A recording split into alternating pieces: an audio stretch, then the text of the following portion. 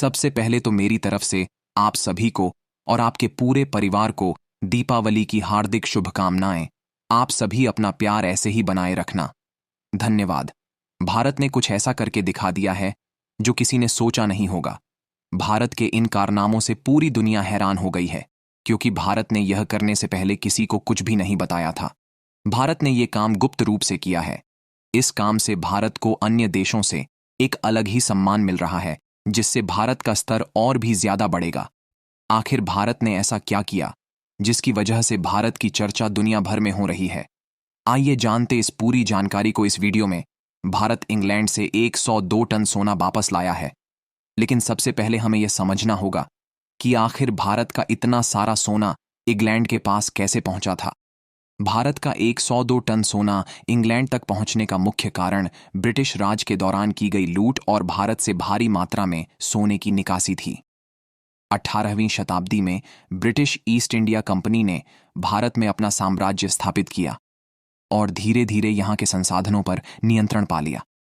इसके बाद उन्होंने भारत के खजाने, विशेषकर सोने पर कब्जा कर लिया और इसे इंग्लैंड भेज दिया। प्लासी 7757 और बक्सर 7764 की लड़ाइयों में जीत के बाद ब्रिटिश ईस्ट इंडिया कंपनी ने बंगाल और अन्य समृद्ध क्षेत्रों पर कब्जा कर लिया। धीरे धीरे उन्होंने भारत के विभिन्न हिस्सों पर अपना राजनीतिक और आर्थिक नियंत्रण स्थापित कर लिया। इससे भारत की संपत्ति, खासकर सोना, ब्रिटेन भेजना आसान हो गया।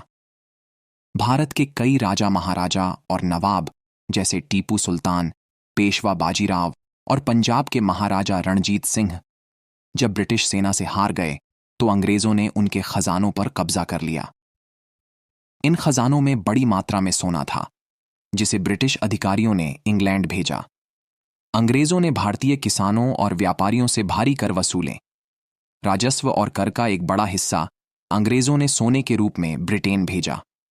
इसके अलावा उन्होंने धार्मिक स्थलों, महलों और मंदिरों से भी कीमती धातुएं लूटीं और इसे इंग्लैंड ले गए। ब्रिटिशों ने एक आर्थिक नीति अपनाई जिसे ड्रेन ऑफ वेल्थ कहा गया।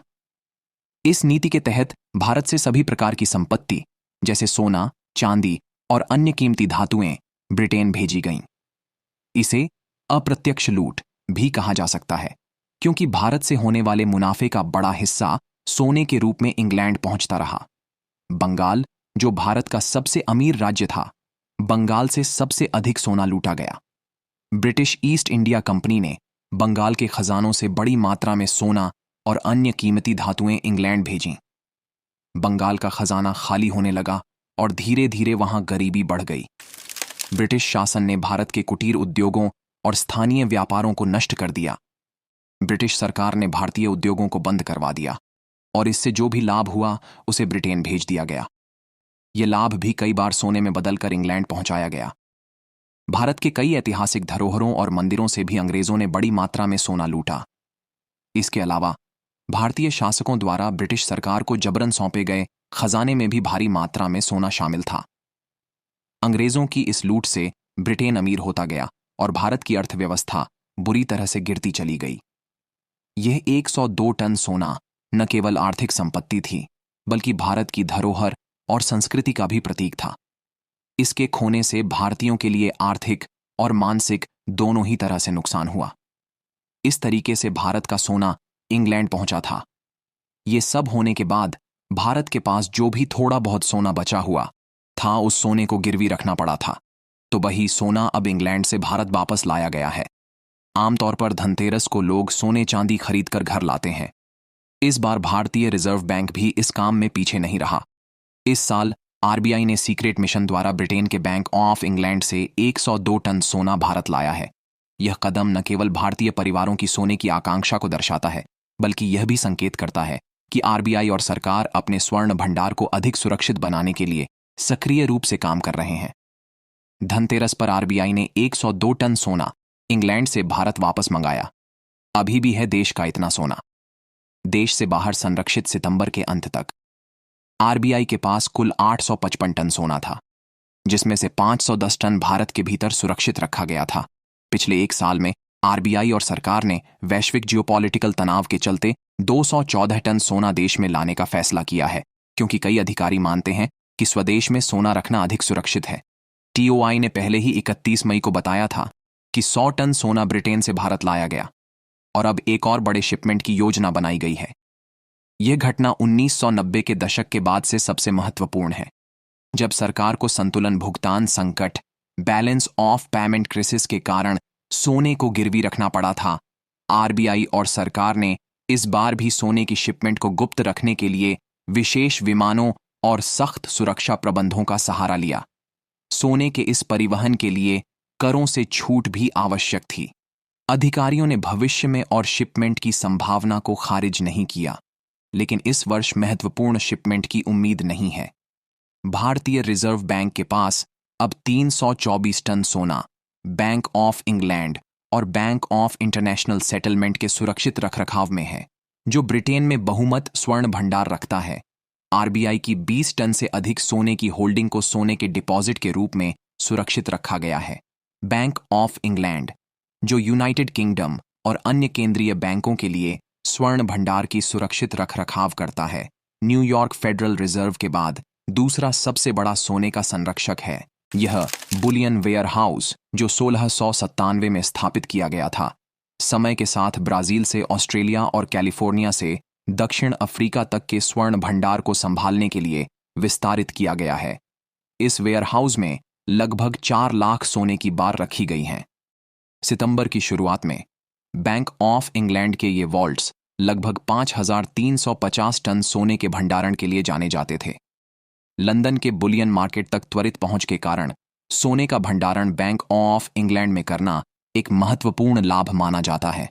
आरबीआई के आंकड़ों के अनुसार आरबीआई ने अपने सोने की होल्डिंग को बढ़ाया है, जो सितंबर के अंत में भारत के विदेशी मुद्रा भंडार का 9.3% बन गया, जो मार्च के अंत में 8.1% था। सोने के मामले में भारत का पूरी दुनिया में 8वां स्थान है।